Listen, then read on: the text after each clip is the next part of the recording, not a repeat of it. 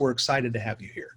And a couple of rules of the road for today's roundtable.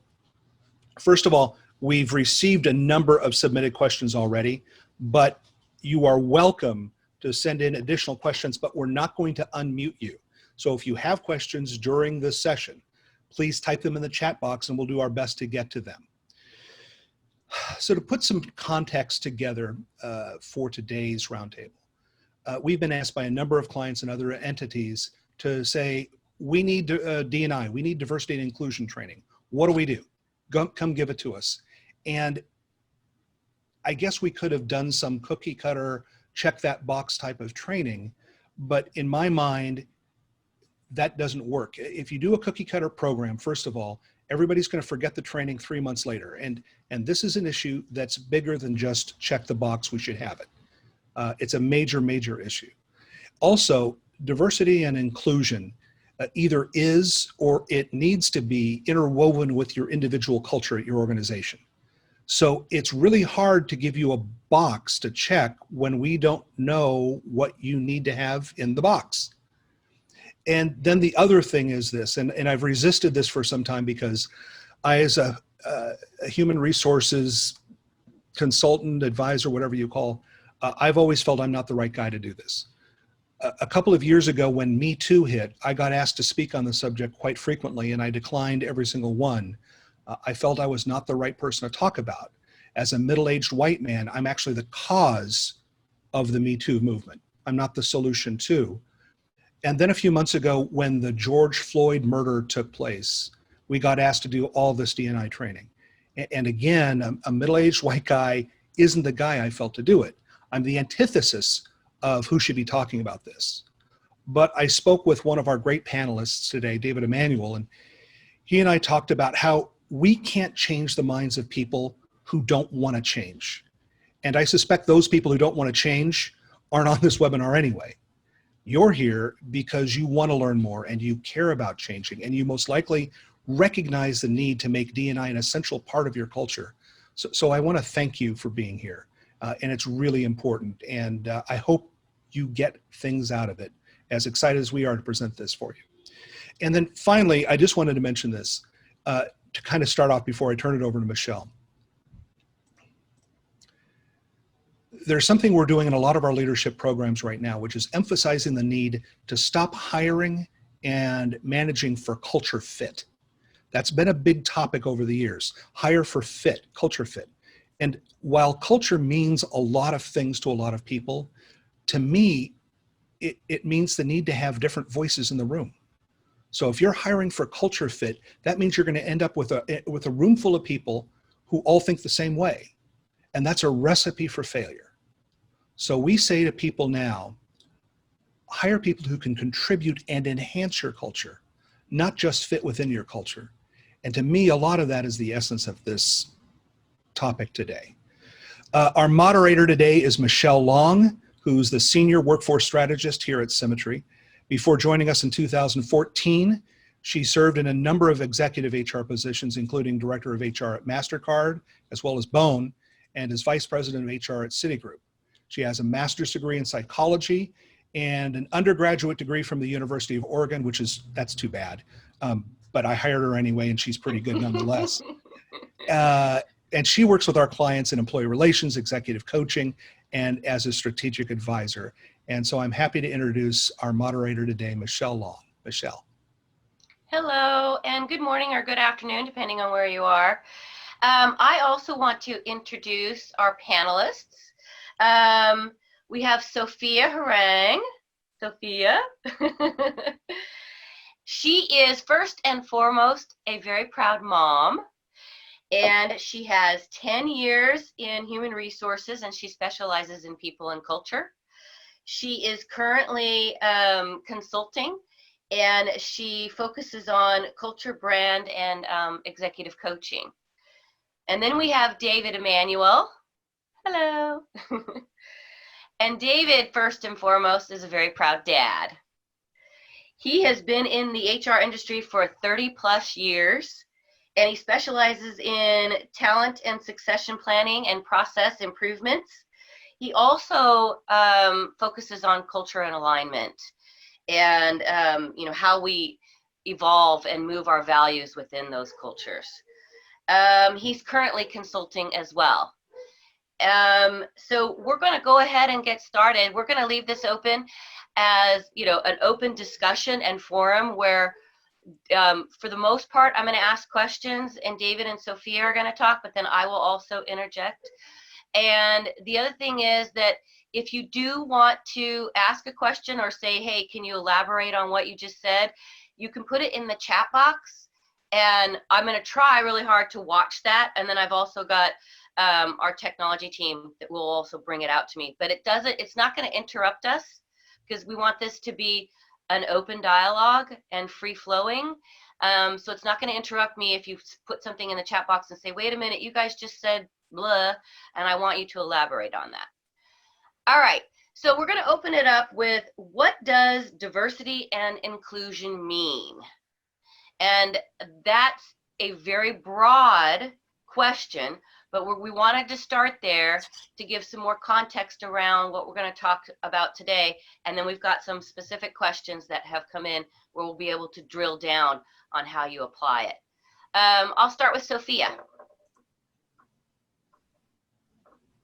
Well, I love the quote that we were talking about offline. Sort of diversity is about being asked to the party, and inclusion is about being asked to dance. And for me, it's really thinking about what kind of party we want to have, and not only making sure that everyone's asked to dance, but that everyone's included in planning that party and really feeling like they are energized by being there as well. David?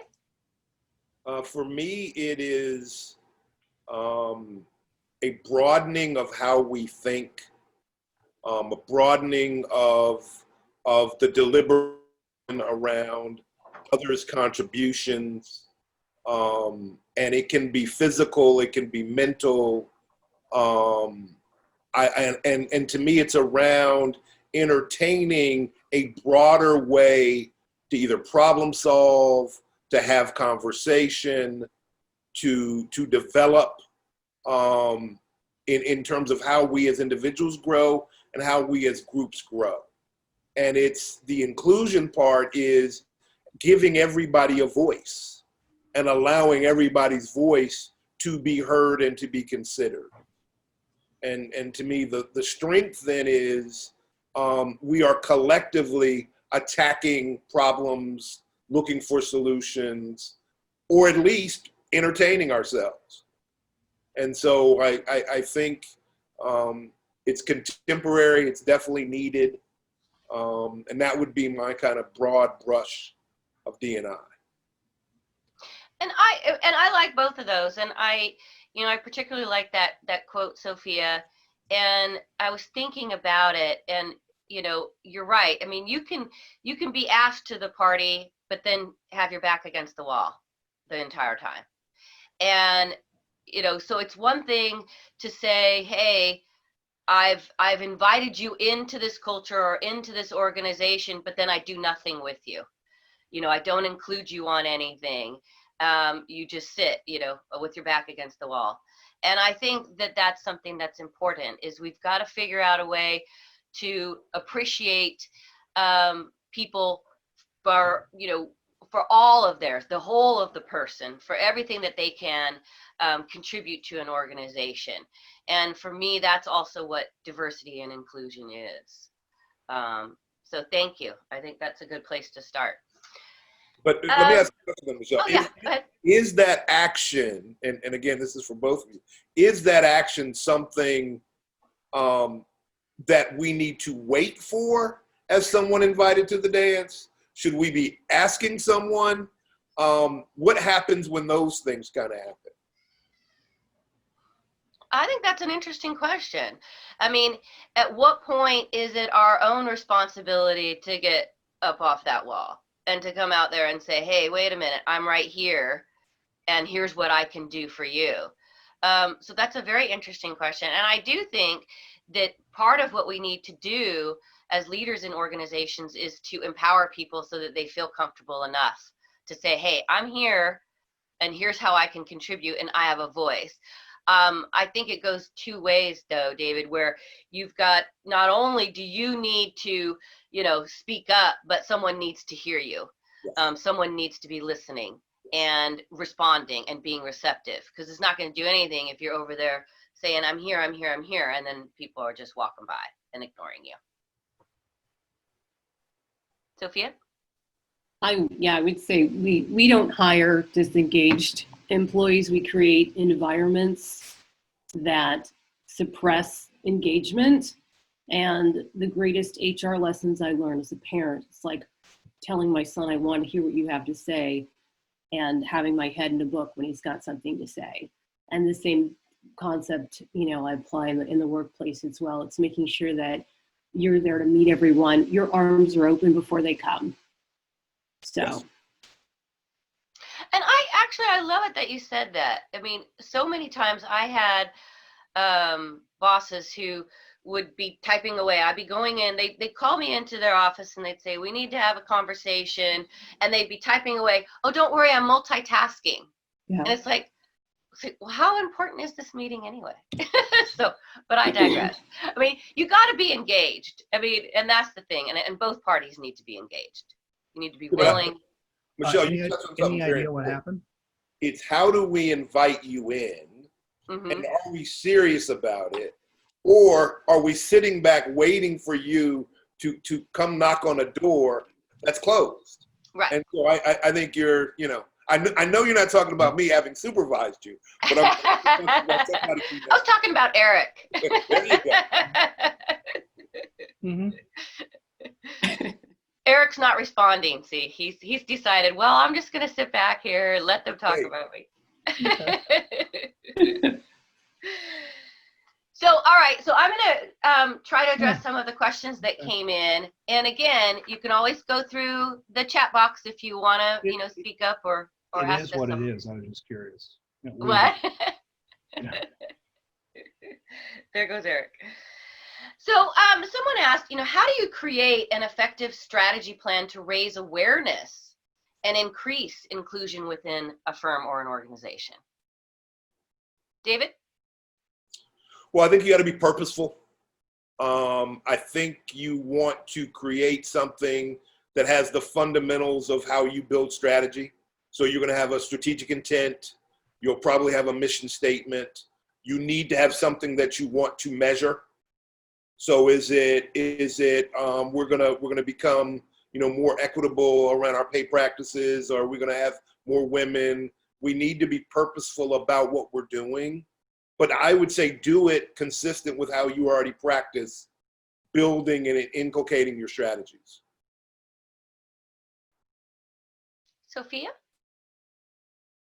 I just, in any strategy that I'm implementing, I just keep the concept of active collaboration in my head as a part of the process. It's once you have that intention, make it something that, your team feels confident in being a part of and contributing to, because I certainly, one of my great lessons is that I don't have all the answers, and I will rely on my team to contribute and what that looks like and how we want to feel at the end as well. So in addition to the metrics, it's like I also wanted to attach a feeling to it so that I can get energized, my team can get energized around the result we're trying to, and we're going to accomplish together.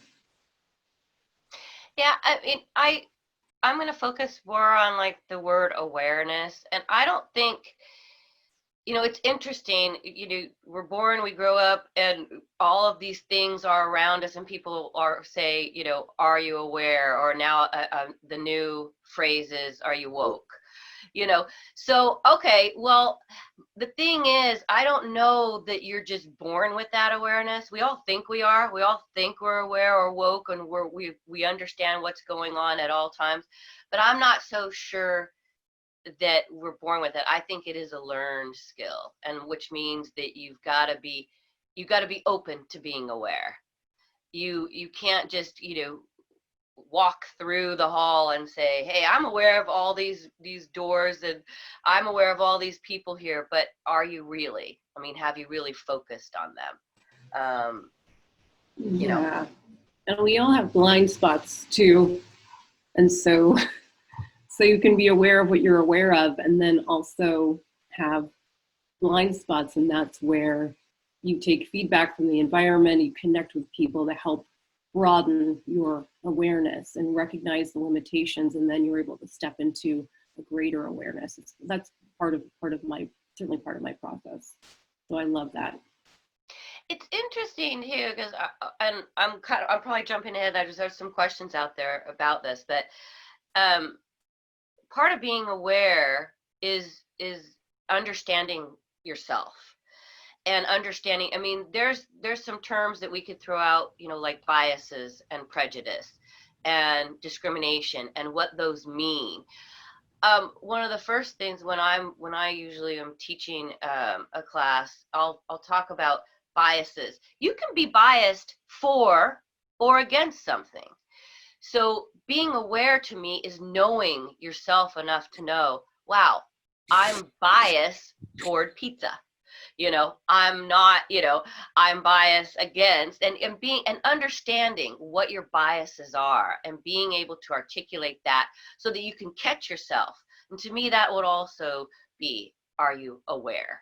Do you know yourself well enough to say, hey, look, I've got a bias against this and I need to check myself. I need to work on that. Well, bias is the same thing as preference also.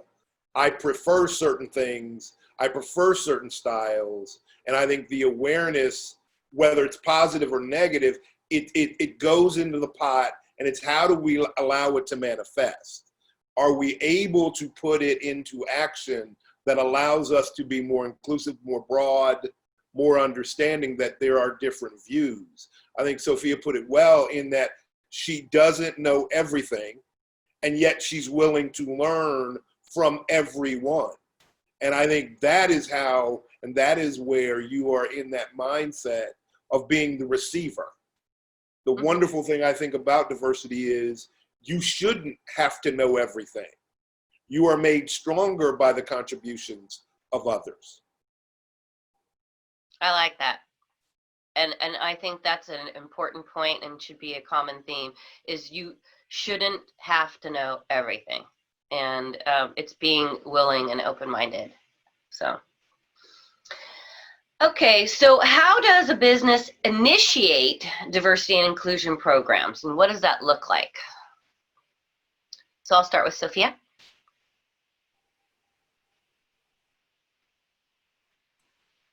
Well, David, just to piggyback off of David's earlier point about starting with an intent and sort of what kind of culture you want to create. Values are always a key piece of it for any program that I'm launching or starting. And I think that's always like the number one for me, and just kind of sitting down and creating a space to expand and to step into areas that we're not companies and we're not touching at the moment, and being totally open to step really into whatever growth is necessary to push those initiatives forward. I keep muting myself because I do have a teenager in the background that is in his class as well. So pardon me for doing that, but we're balancing the home school over here as well. I think when we talk about values, do we have a recognized and agreed upon value statement as a company, as an offering? And if we do, it's building from that.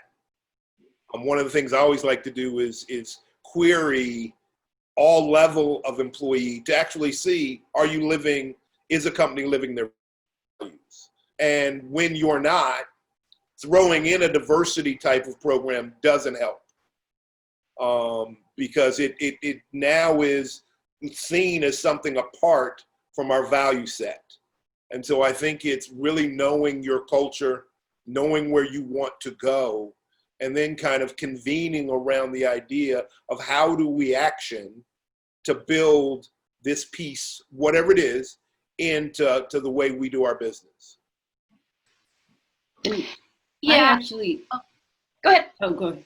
I actually work more with, my experience has been more with startups and businesses sort of in their early phases of development, like 1 to 5 years. And so it's really, as David was saying, building those values from the beginning, and diversity being a core piece of the kind of culture, the kind of company that we want to create from the start. Because if you don't have it as a core value, and it starts at the top, and it starts with everyone, it starts with that core team, having that value system so embedded deeply that it sort of rolls off of the values, if you will. So it becomes a part of the flow of the company, rather than something that, in my experience, and David certainly has experience working with much larger companies at different phases, but that's been my experience, and certainly an area that I love to play in. It's like, how do we build this for diversity? It does have to be top down.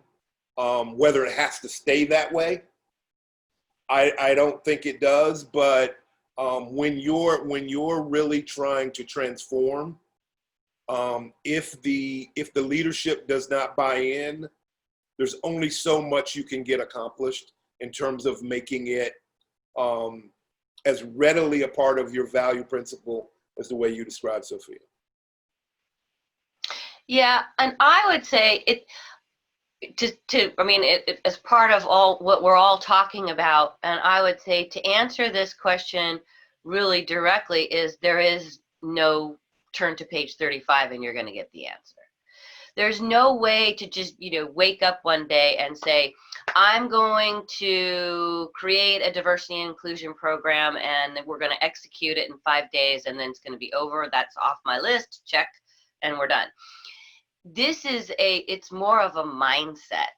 It's more of, what do you want to do? What do you want your culture to be? And then it's going to be an ongoing maintenance of it, where you're going to constantly check in and reevaluate and make changes and, say, hey, this part's working, this part isn't working. And so it's not going to be, again, that one thing that you just there, where we can give you bullet points.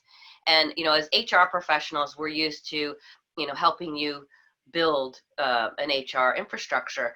And we can tell you basic things, from onboarding to offboarding. Diversity and inclusion, though, it doesn't come that way. It's not going to come as a policy that we're going to write for you, and then you're going to execute that policy. This is going to be more of a mindset, more of a culture, more of an understanding.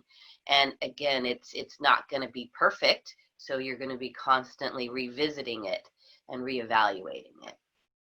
It's the thread of your culture, though. I think you can throw a program at it, but if it's not of your people, from your heart and your head company, it's not going to work. It's got to be something that you can enact, you can act on, and something that works with you. And so to that point, Michelle, I don't know that we could throw culture.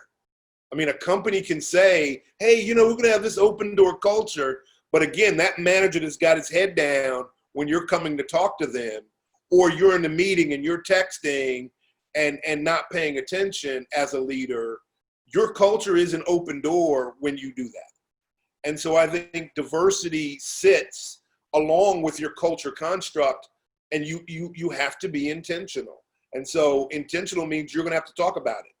You're going to have to agitate. You're going to have to kind of gravitate to what works for you, unless you're just trying to fulfill an exercise. And so we certainly can do it as a government mandate. I can throw you a diversity program together.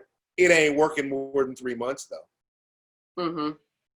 Well, and that's the other thing I was going to ask you. And Sophia, I know David has run diversity programs and departments in certain organizations. And Sophia, I don't know if you have as well.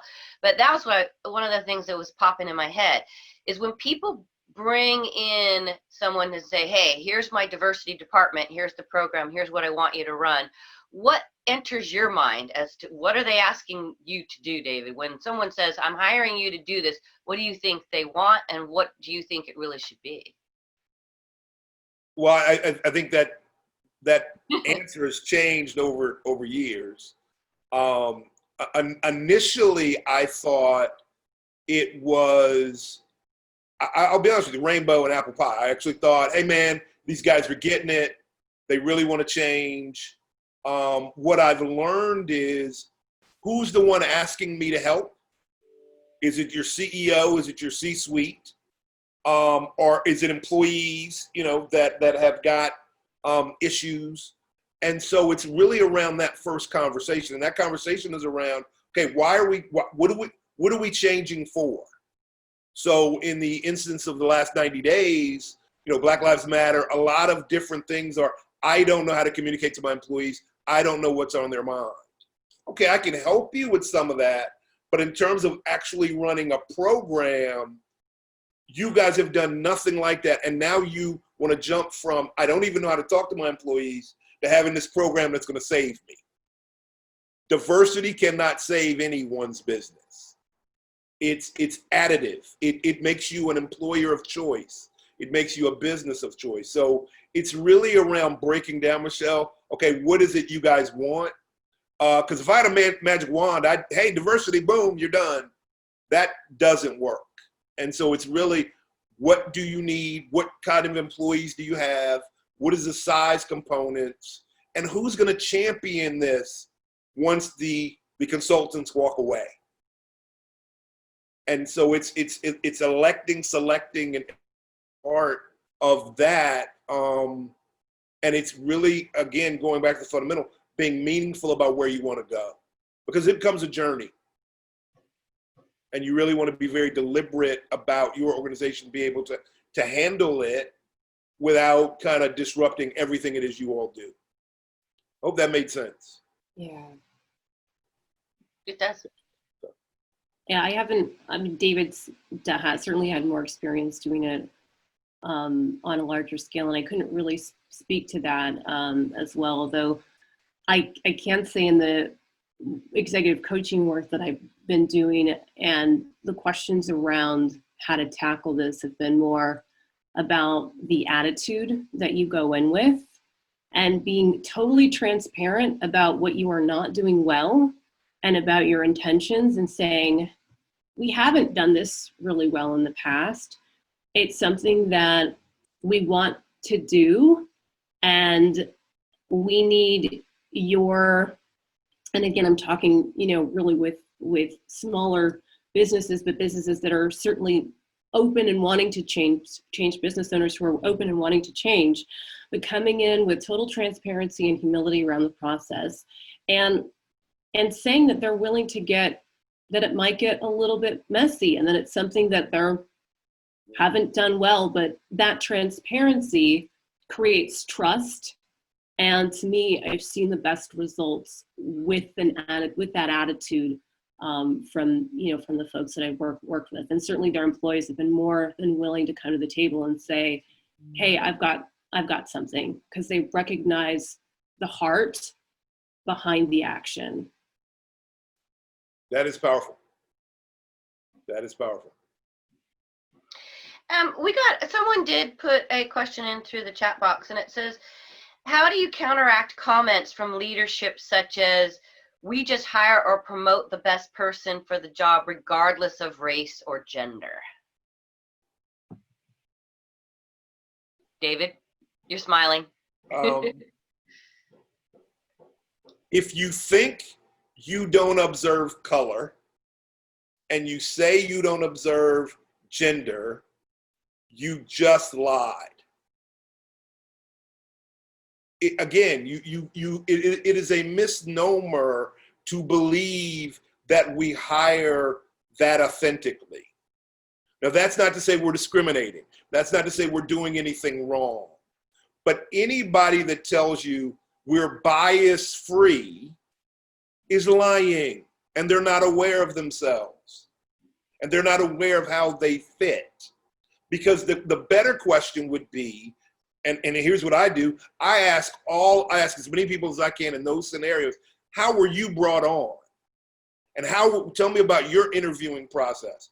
And you know what? Very rarely are they consistent. And so if that word were true, and again, I'm not attacking anyone, I'm challenging them to be more introspective around that. Because if you're a sports team, let's say, even there, you're looking for certain things. And so you may be replacing an accountant with a different type of accountant. So you're not looking at everything, apple to apple. And so I would challenge them in the first. And in the second, I think diverse companies are a certain way. They hum a certain way. And I would love to see that person's company just to see. Maybe they're right. I'd love to challenge it. Sophia? Well, first of all, I'm stealing that. So that's going to be my new thing to say from now on. Thank you, David. Yeah, getting people to look at themselves getting my own growth. I've only grown by looking at myself. And I think understanding that we have to face our own biases and our own prejudices, and realizing that that's sort of the way that our minds work is to make generalizations, distortions, and deletions. That's just the way that our mind works. Our conscious mind can only process so much information at once. So it's part of the way that we view the world. And to expand that perspective is to start with an awareness of our limitations and step into that uncomfortable space and say, yes, we actually see the world a certain way. And in order to change, we have to see it a little bit differently. Recognize the biases that we have, that we've developed through our own upbringings, through our own challenges, step boldly into those, and then that gives us a platform to be able to move forward. So I'm stealing David's. But yes. We be a team. Yes. Well, I'm going to go here. This is going to be a little bit of an edgy question. So how do you feel, and both of you, how do you feel when someone says, oh, I don't see race. When I walk into a room, everybody looks the same to me. And, and I'm a white person. So I come into a room and there's got, a mixture. We've got some, some Asians and some African-Americans, and we've got, some Hispanics. And I walk into the room being a white person. I'm like, oh, I don't see race. I don't see it at all. How does that make you feel? And how would you talk to someone to explain to them that's not really an honest assessment? Because saying I don't see it, it's not an honest statement. Yeah, I always respect people's model of the world wherever they are. Like if someone comes to me and says, I don't see race or color, my first response is, okay, great. Like there's really nothing that someone can say to me that makes me feel, uncomfortable. And I've had to get really comfortable in my own skin in order to be able to do that. But I will ask, well, what do you think you're missing by not seeing those things? Because I think there was probably a time for me where I didn't really see those things, and I missed a lot by not seeing the uniqueness, the beauty in the uniqueness. Because when you see difference, you either see it within a box. It's either less than or greater than, or you're seeing that person the way they are right here. And to be able to hold space for somebody in their uniqueness and the unique expression of who they are is a very powerful thing. So my question is, really, what are you missing by not seeing the uniqueness of the person that you're meeting or connecting with? David? I think for me, it depends on whether I want to agitate that day or not. Often that's a white guy comment, because white guy's never been the only white guy in the room. Females of any race, males of other races, people of color, when you walk into the room and everybody looks like you, maybe you cannot see color. But seeing as how I can't tell you the last time I walked in the room where I had more than one or two folk that look like me, I'm looking at the mosaic. And again, you're not judging what that's like, but I think there is a disconnect with extending yourself to be in other shoes that presupposes that comment. Because I personally never get to go into a room and not start to look at, okay, where are people sitting? How are they sitting? Who knows who? That type of thing. And again, not to judge, but to start that awareness piece of, how is this dynamic going to work? And so I often, when I'm training, I will throw that one out there to see who bites. And to Sophia's point, it's really about conversation around, well, why don't you see X or Y? And not to put somebody on defense, but that automatic broadening around, it can be awful uncomfortable the first time you go into those settings, especially in corporate where you're the only of anything. And so we want people to become aware that you're not always going to sit in a group where you can be color unaware.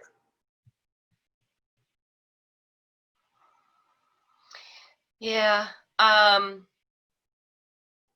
I would say, being a female, being a woman, and feeling a sense of that as well sometimes when you walk into a room. And I've been in many meetings, many corporate meetings where I was the only woman in the room. So, and you can't say that people aren't aware, can't say that, hey, we didn't realize we just figured she was one of the guys. It's like, oh, okay, it doesn't really work like that.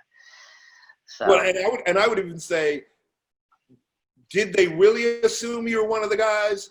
Or were they judging you on how you were going to react, and then they were going to place you in that box? Mm-hmm. Regardless, though, there was an assessment going on that contradicts the statement that I walk in the room and I don't see color. Mm-hmm. It looked like someone was starting. Keep in mind, you can always ask questions. I thought there was someone else that was starting to ask a question, but I can't see it in here. So, but anyway, keep in mind, you guys can always go into the chat box, and if you want to make any comments or questions or whichever. So feel free to do that. Again, it doesn't throw us off. This is going to kind of segue into that. So how do you train people to avoid unconscious bias? David, I'll start with you. Well, I think you start by the conversation of kind of defining it, and that we all have them. Mm-hmm. And I think if I'm instructing, I will admit that I have them, and that I've had to learn them, and that I continue to learn them. And different stimuli can cause you to learn and to activate on them. And so I think it is something that we have in common, although our individual biases might be different.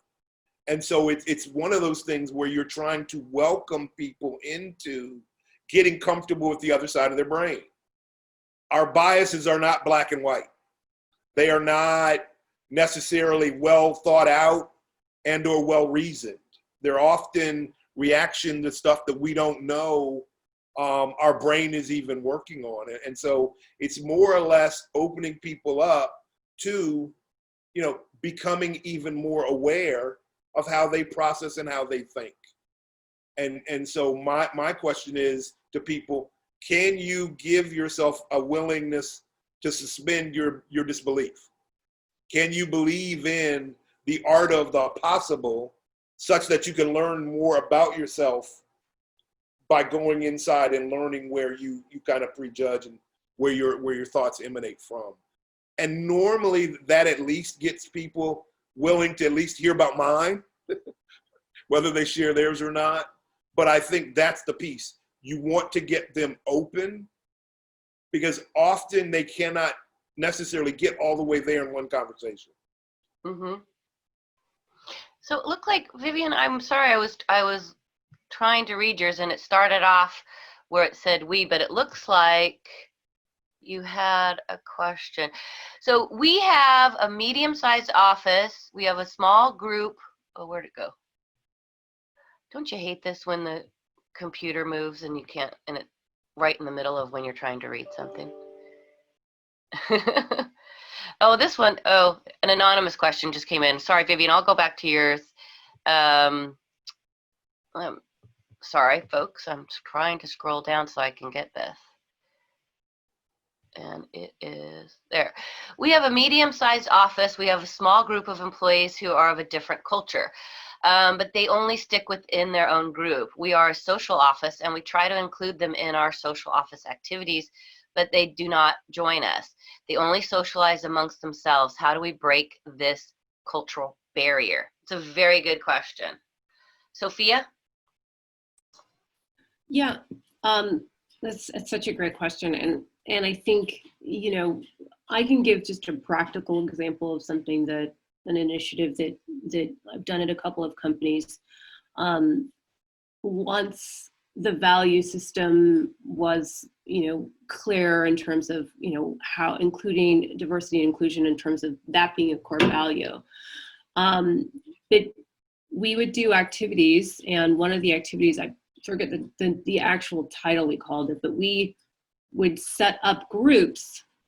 It was like groups of 3 that we would intentionally mix and send our team members out to coffee to get to know each other and pay for it. And it was one of the most transformative, I would say, initiatives that I did at the agency, also at Pixie Beauty. It was so much fun because people actually got to know each other beyond like the normal office activities. There were small groups. We sent them out with a few questions, and what we found, we continued to do it, so we ran them a few times every, you know, week or so. We provided time during the workday for them to go out, gave them gift certificates to Coffee Bean, and sent them with a few different questions. And we found that the employees who, and everyone, you know, took advantage of it. Who doesn't want a cup of coffee on the company, right? But it gave them an opportunity to really get to know each other beyond the surface. It was, I didn't know you were a mom. I didn't know that you were, you know, interested in marketing because you're on this team and you have really good insights. And so all of a sudden we had cross collaboration. We had people developing friendships and connections that were far more deep than, you know, we ever could have expected. And we had a lot of really good ideas that came from that. So that's just one practical example of something that actually worked really well on my side. I like that. Helpful? Yeah, absolutely. David? I guess for me, I would say them, theys, we's, and us's. I would always challenge. People associate with who they find in common. And so again, as long as it's not going against work and we're something higher, I love what Sophia put together. I think you've got to take it offline so that it can get a little personal, and there's a risk there. And so I think you've got to be careful. You want it to be structured, but you need it to get personal because you need something that's more tangible than I sit by you every day in a cube. I hear you talking to people, but I'm not a part of that. So you've got to break down that barrier, and it's got to be something that invites you to share. And so there are all kinds of little games that you can play. I think the company does have to sponsor. I think you've got to give it, the with them. You got to give it what's in it for them. But I do think that very quickly broadens everyone's perspective of the collective we. And I think that's where you're trying to get to. I think when you're talking about big departments, it can be more difficult because are all of the leadership agreeing and aligned that that's really what they want to do? I've been a part of customer service shops where the leader just doesn't care, just only wants the numbers. And so that can be, those are tough places, but I think there's got to be a personal share in there somewhere to make it real. Mm-hmm. Mm-hmm. I think, and what I'm hearing both of you say is there's no right way or wrong way to do this. There's not going to be a blanket answer for this, but it would be try something. Try, be creative, Yes. come up with something to get people to step outside of their comfort zone, create programs, and keep trying. I mean, if you do something and you implement it and it doesn't work and you're like, well, that didn't work, so I give up. It's just, I'm not going to get anybody to work together. I'm not going to get people out of their own comfort zones. Then keep trying, come up with something else. And the other thing is I'll throw this out there. Actually, I'll throw this out there to you guys, because this is probably what I would do, but maybe it isn't the right way to approach it. Speaking honestly, going and sitting down and talking to people and saying, hey, look, here are some things I'm seeing, and here's what I would like to see, and here's what I would like to have happen. Do you think am I being unrealistic? I mean, is that just to sit down and talk and say, hey, here's what we'd like to do? You sound like somebody's boss. And if you're coming at it as my boss, sure, boss, anything you want. I got you, boss. Exactly. Yeah, we're going to be more diverse tomorrow, boss. Yeah. We'll get to that right away. Yeah. And so I don't know, in expressing it that way, unless you're saying our knowledge of each other will help us and help us in common get somewhere, that is a hard conversation to manifest from being that direct about, you just want to know my business. Yeah. That's why it's funny, because I started, working through it, and I was like, I'm gonna trip up on this one. I better throw it out. Sophia, what do you think? I think the way that you approach it and the language that you use is, you definitely have to be really intentional about that, and sharing your heart and coming from a place of, I don't have all the answers, but I know that if we were to expand and share and go deep, we would benefit. This is how we would all benefit. And certainly giving your team and rewarding your team for their own contributions to that, and creating a space where everyone's ideas are welcome in that process moves things a lot more quickly. But the starting with why is I think a core tenet of that, and how it all plays out. Good question. We got another one in. And this says, hold on here, trying to read it. As a woman of many colors, I think using the phrase, I don't see color, has been used often as an easy out. I have many times replied with, should you see color? Different colors are beautiful. I certainly see color and embrace them. When my children were young, I would tell them that having one color in your Crayola box does make for a beautiful picture. Inclusion is colorful. I think that's a really good point. Thank you, Soma. I think and to her point, you can't get there without acknowledging that variety helps. Yeah. You can't. Absolutely. I think I'm just scrolling down as I'm trying to attempt to work this thing. I think we had some other questions, but. Oh, Vivian came back, and when we were just talking about her question, she said the group also speaks in their native language. Is it okay to ask them to communicate in English? It makes other people in the office space feel excluded, this is also a really good, I get this question a lot of, can we in the workplace tell people to speak in English? And, again, this is going to go back to diversity and biases. So I think this is another good add-on to that, David. Well, what are they talking about in their native language? If I am more comfortable and you, Michelle, are explaining something to me that I can see and hear better in my language, to me, that's a business principle I wouldn't want to disrupt. I would actually, what I've done in the past is actually take me through your language, not for me to learn it, but take me through, when you guys are saying X and Y, because most times they're not talking about you, the obvious. Although we always think somebody's talking about us, oftentimes they're not. And in my last company, we were a company of 600 people. We spoke 47 different languages. And so that was something I thought we should embrace, but it's also something that we used. Tell us about speaking this language, and tell us about, when you're talking about stuff, is it work? Is it, you're talking about your family? I would prefer us all to use our common language when it's about work, so that I can at least hear the question that you're asking. Because is there a performance issue? Are there things like that we're disguising? So I would challenge us to be open. I would never say you guys can't talk in your native tongue.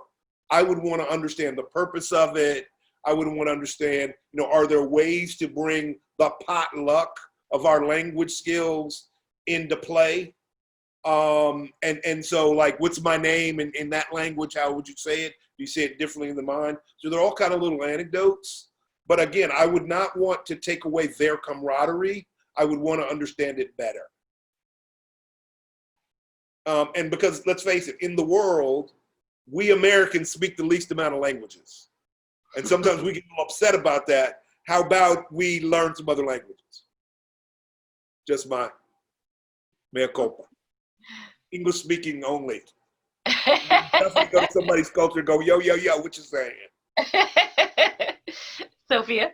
Yeah, I celebrate it, and I run to it as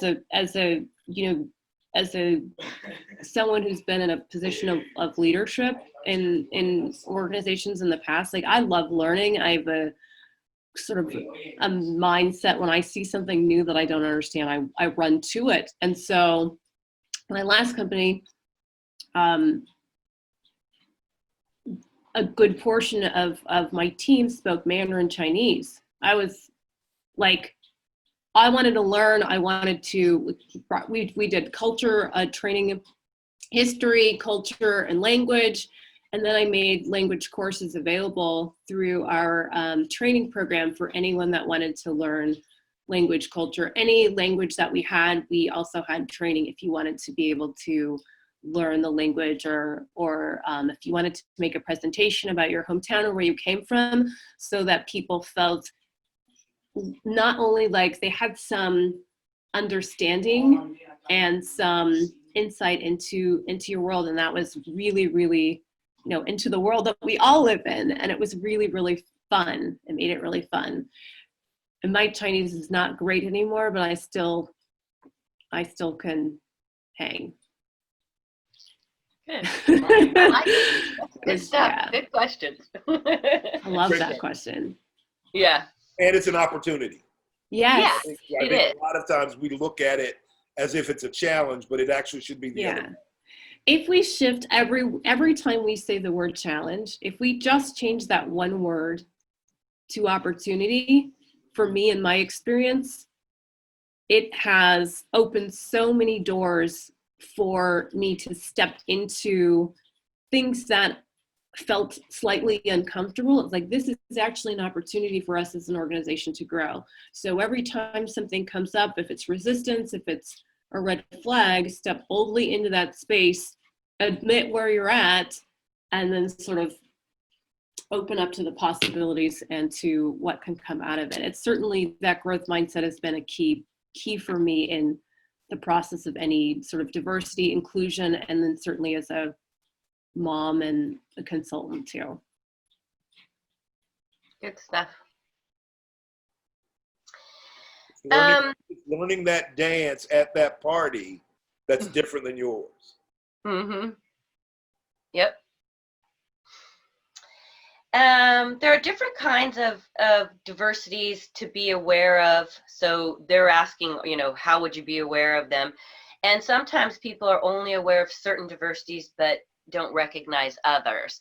Now, I would want a little bit more information, but I think I kind of get where this question's coming from.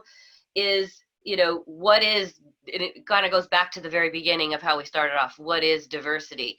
And you know, I have my own opinions of that, but I'm going to throw it out to you. Sophia, what do you think of that question?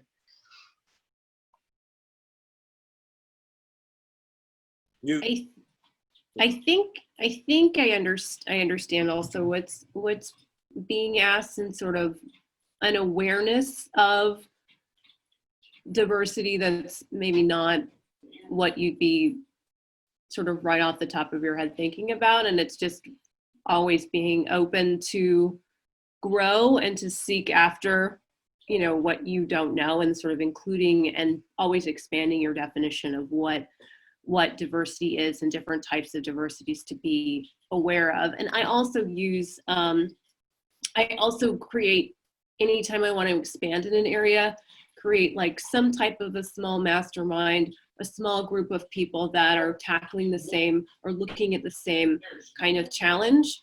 If it's another HR leader, if it's another, you know, a partner in another company, saying, what are you guys seeing? What are you guys doing? What are some things that you're aware of that I may not be aware of? So that it's that self-reflection process is always expanded by, you know, another group. So I'm constantly evolving. My definition is constantly expanding.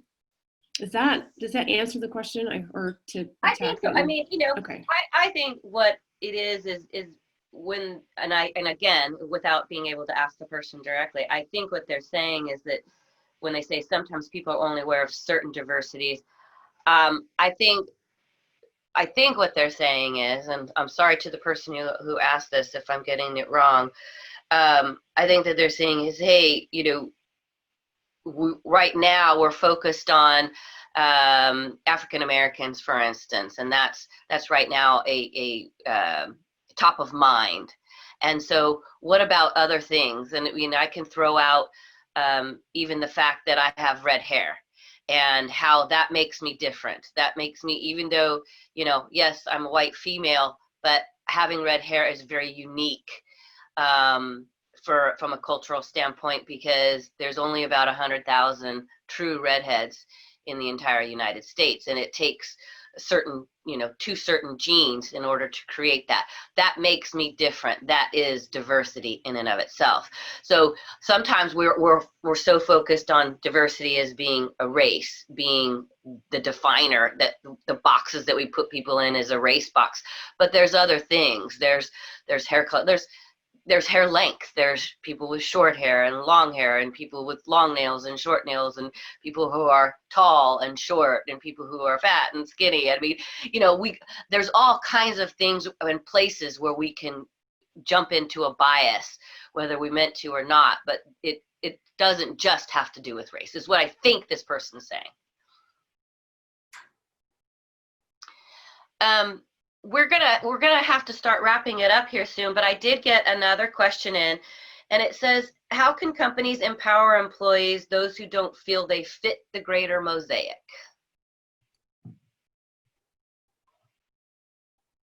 David? Well, I believe it goes back to that onboarding kind of conversation. What is our environment? What do we want to be in terms of how employees see us? Are we a place where you're open to dialogue and you're open to question? Are we some place where you come in and you sit at your desk and you don't move?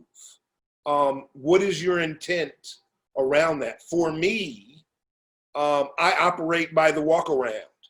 I have walking meetings. I am not sitting in a chair for 9 hours. I'm going to have different conversations. I'm going to be free to allow me and the people around me to interchange and exchange in any way that they can kind of make it happen. So I think it's intentionally, what kind of environment do we want to be? What does inclusion mean for us across the board? How do we have a meaningful conversation about where we're different and where we have in common? And I think it comes from the top, but it needs to be a part of our value set. And if we're living to our values and our values are open, to me, more people are going to want to work there.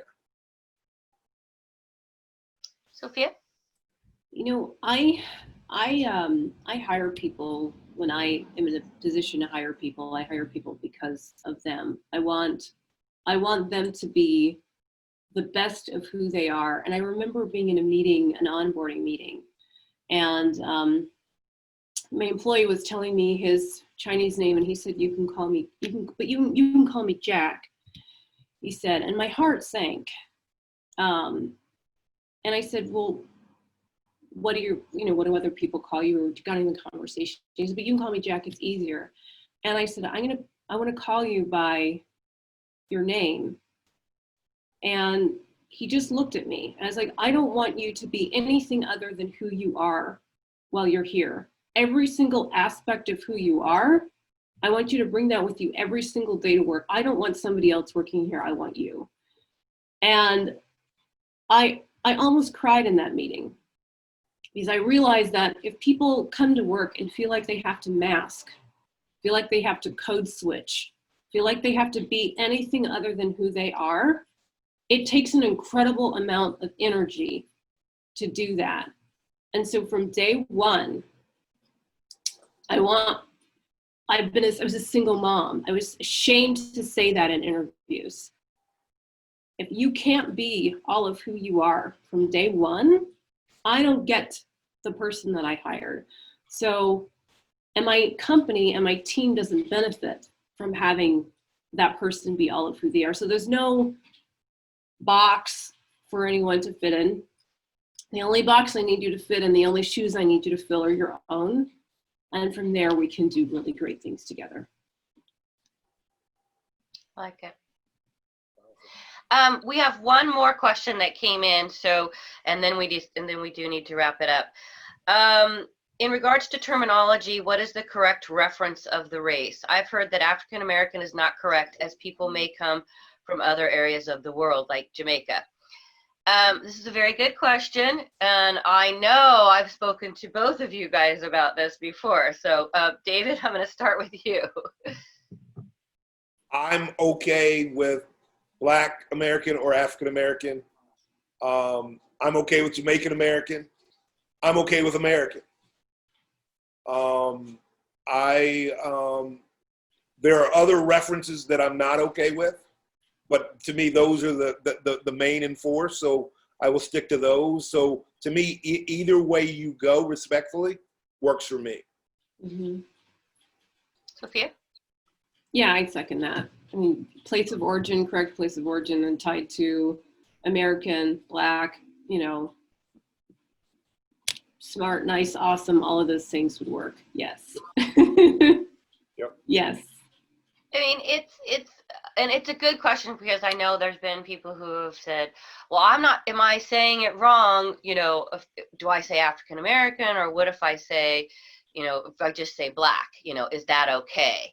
And the one thing I will say, again, as a white person, is that the hope is that you're being aware, you're using terminology to the best that your knowledge is, and that you're open to being corrected.